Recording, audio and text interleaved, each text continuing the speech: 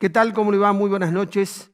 Bueno, sobre el atentado a la vicepresidenta de la Nación, lo único que cabe es decir que uno rechaza estos hechos de forma indubitable y que quede claro esta definición, indubitable.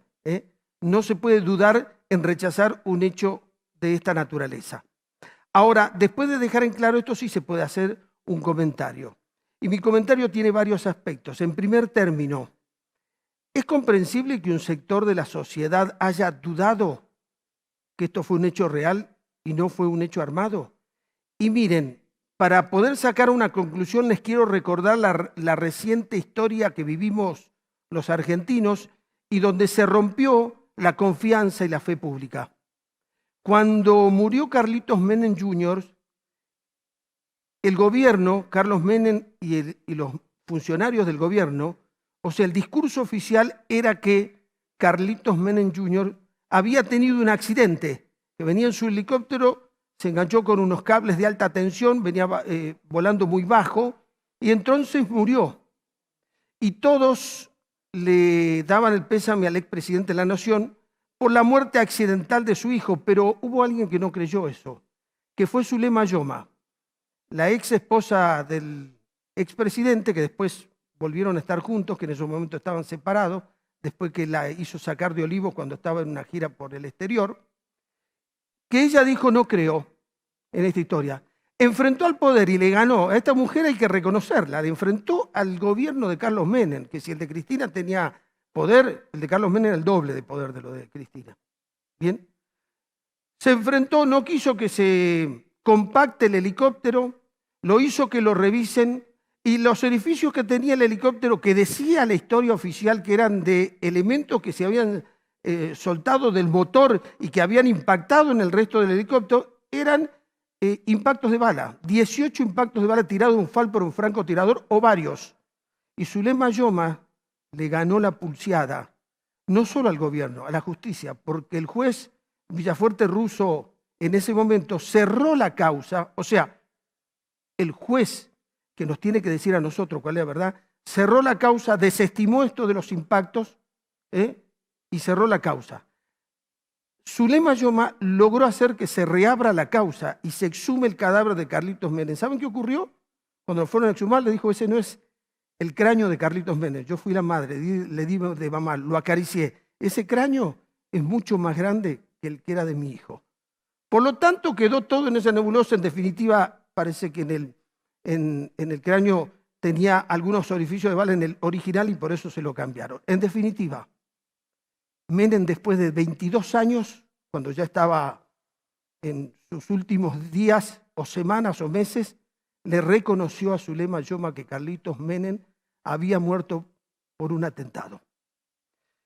¿Por qué podemos analizar este rechazo de un sector de la Argentina que no cree en el atentado a la vicepresidenta? Cuando hubo una explosión en la fábrica militar de Río Tercero en Córdoba, todos nos conmovimos y la historia oficial nos explicó cuál había sido el error por el cual voló la fábrica. ¿Cómo terminó la historia? A la fábrica la hizo volar gente del gobierno para tapar las 11 toneladas de material bélico que se le había vendido a Ecuador y a Croacia, que no se le podía vender porque estaban en guerra. Carlos Menem, cuando murió, hubo 4 condenados militares de Córdoba.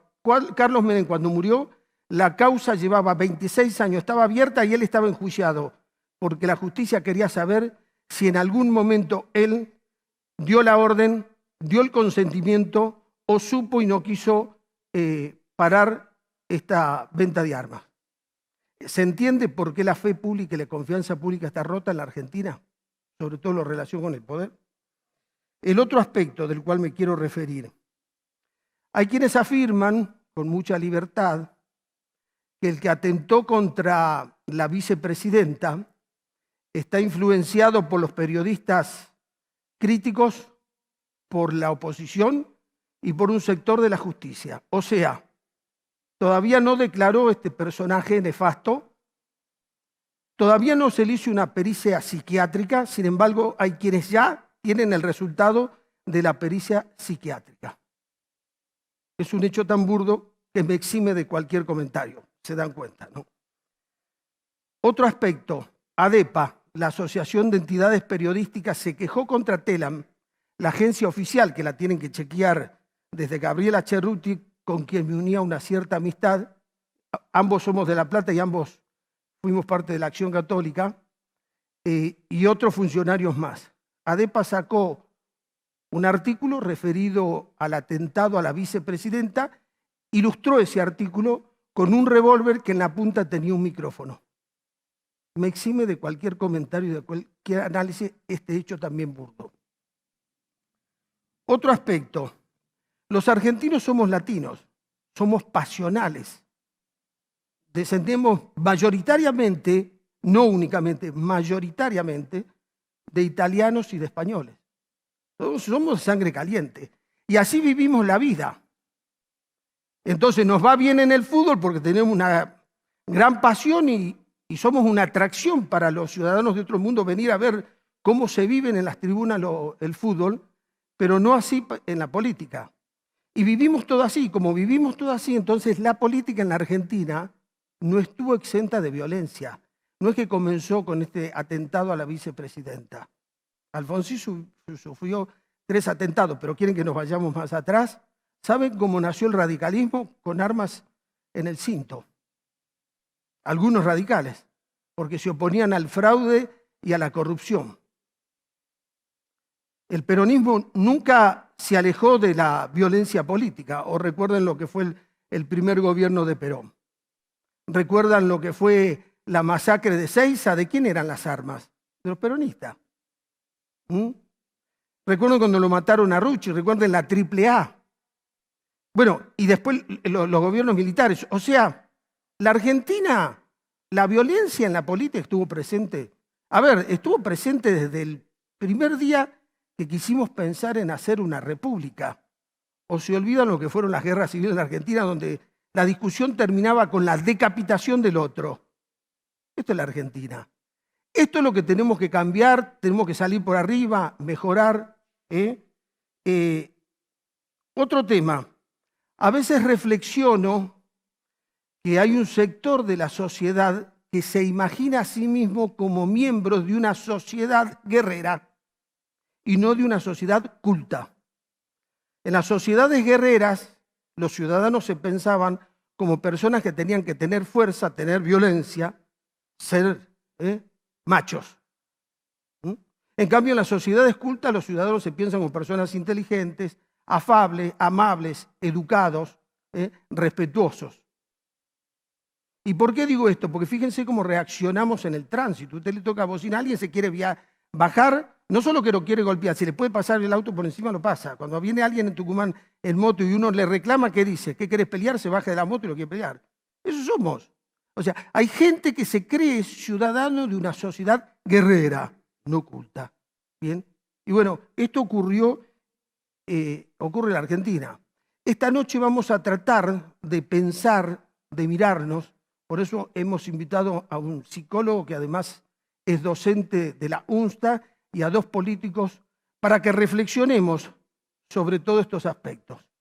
Pero antes de terminar el comentario, quisiera referirme a un tema que no voy a desarrollar esta noche, pero que sí en la página de Punto de Partida estuvo reflejado en los últimos 5 días, que tiene que ver con esto de la legionela.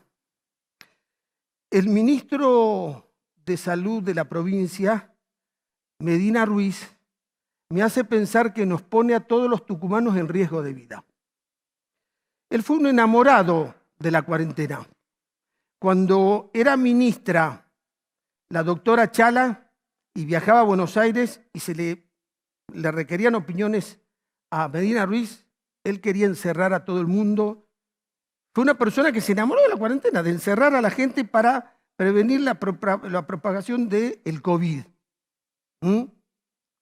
Dentro del gobierno era la persona que más cuarentena quería. Recordemos que él se opuso a que se festejen los carnavales, a pesar de que en Tucumán ya habían bajado los casos. Bueno, obviamente, cuando la política la dictaba la nación y la descentralizaba al resto del país, él fue un muy buen soldado de la cuarentena, un muy buen soldado de lo que la nación bajaba. Ahora, cuando le tocó actuar a él, pareciera que no aprendió nada de la pandemia. Porque ante el primer caso en Luz Médica, él tendría que haber cerrado, él tendría que haber aislado, hacer todo este circo que está haciendo ahora. Tarde. El doctor Medina Ruiz tiene que agradecer que la legionela no se transmite de persona a persona, porque si no, hoy seríamos Wuhan, como tituló un diario de Francia, Tucumán, el nuevo Wuhan. ¿Por qué? Porque ese lugar no estaba cerrado, había un acceso restringido y todavía no sabíamos qué era la enfermedad que tenían las personas tan enfermas. Pero además le vamos a decir algo, el ministro no sabe cuánta gente infectada hay. ¿Por qué? Y dejó que el tránsito siguiera. No cerró, no hizo como le tendría que haber enseñado la cuarentena, cerrar Luz Médica, preguntar quiénes fueron las últimas personas que estuvieron ahí, ir y buscarlas y seguirlas. Repito, lo salvó que no se transmite de persona a persona. Si no, esto hubiese sido una tragedia peor. Pero entonces, repito, está en riesgo nuestra salud con un ministro que no reacciona a tiempo. ¿Habrá aprendido esta lección? Y dos aspectos más. ¿De quién es Luz Médica? ¿Por qué no actuaron? Vieron que dicen en la calle que era de un sindicalista, el ex secretario general del sindicato Luz y Fuerza. Bueno, si era de él es otro caso de movilidad social como el conté en el programa anterior. Vieron que hay movilidad social. ¿Se imaginan un ex secretario general de Luz y Fuerza que tenga un sanatorio? Bueno, habla muy bien de la Argentina, es la movilidad social. Y el otro aspecto, que me parece vergonzante, estamos perdiendo la batalla con la higiene. ¿Saben qué significa? Que estamos en la Edad Media. Porque esto es un problema de higiene. Como muchos otros problemas que hay en Tucumán. Son los temas de esta noche, son los invitados. Les propongo que después de los auspicios los escuchemos.